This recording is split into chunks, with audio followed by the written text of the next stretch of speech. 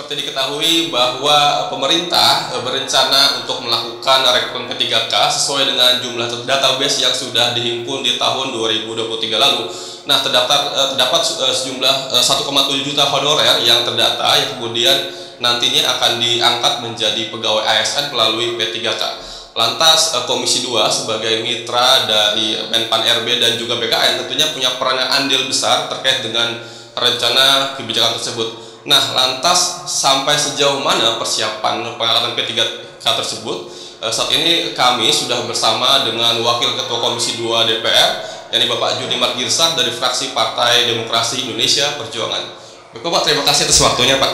Pak, terkait dengan rencana pengangkatan honorer ini menjadi P3K, lantas apakah ke depan ini pengawasan yang mungkin dilakukan Komisi 2 terhadap hal ini supaya mungkin kemudian tidak ada lagi penyelewengan-penyelewengan yang mungkin bisa ditemukan, Pak?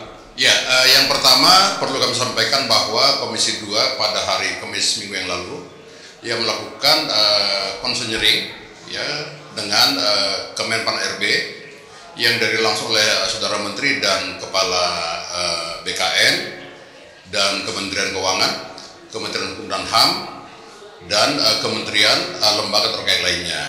Nah, yang kedua, hasil dari konseling tersebut ya disepakati dan memang harus dilakukan ya sesuai dengan pasal 66 Undang-Undang ASN bahwa semua tenaga honorer ya yang non ASN ya wajib diverifikasi, divalidasi, namanya verval ya, dalam rangka untuk pengangkatan saudara-saudara kita yang non ASN honorer ini menjadi P3K. Terlepas dari itu penuh waktu atau paruh waktu. Kemarin itu dari pihak kementerian CQ Kepala BKN mengatakan bahwa sudah terverval sebanyak lebih kurang 1,7 juta ya, 1,7 juta dan mereka akan bekerja terus sampai paling lambat akhir Desember ya, yaitu 24 Desember 2024 sudah harus diangkat secara resmi dan sudah mempunyai NIP untuk para tenaga honorer ini. Dan saya memang selalu menekankan ya tidak ada pengecualian ya ketika seseorang tenaga honorer sudah bekerja selama 5 tahun ya tidak terputus dan mendapatkan SK untuk itu selama ini, itu harus diangkat menjadi P3K begitu. Nah, yang berikutnya menyangkut anggaran itu tinggal bagaimana mengkomunikasikan dari pusat ke daerah dan bagaimana kemampuan daerah, maka sisanya akan di-cover oleh APBN. Itu sudah kita sepakati kemarin dan akan ada dalam RPP nanti ya, rancangan peraturan pelaksana undang-undang ASN gitu. Pak, tadi berarti artinya tidak terpengaruh Pak ya dengan adanya undang-undang HKPD tadi yang mengatakan bahwa 30% maksimal anggaran daerah itu hanya 30% maksimal belanja pegawai yang dilakukan.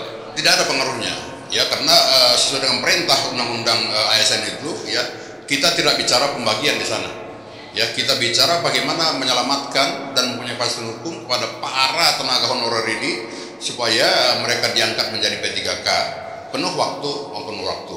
Nah, yang paling pokok sesungguhnya ya kita tegaskan kemarin supaya untuk penerimaan CPNS ya itu ditambahkan kepada para P3K ya sepanjang umurnya, usianya masih bisa untuk itu ya, untuk itu. Dan batasnya itu 45 tahun ya untuk CSN kemarin itu sudah kita sepakati karena di Papua juga begitu, jadi harus ada pemerataan, tidak boleh ada pengecualian. Nah, yang paling pokok lagi sesungguhnya adalah dalam pertemuan kemarin saya menekankan supaya dilakukan verval yang betul-betul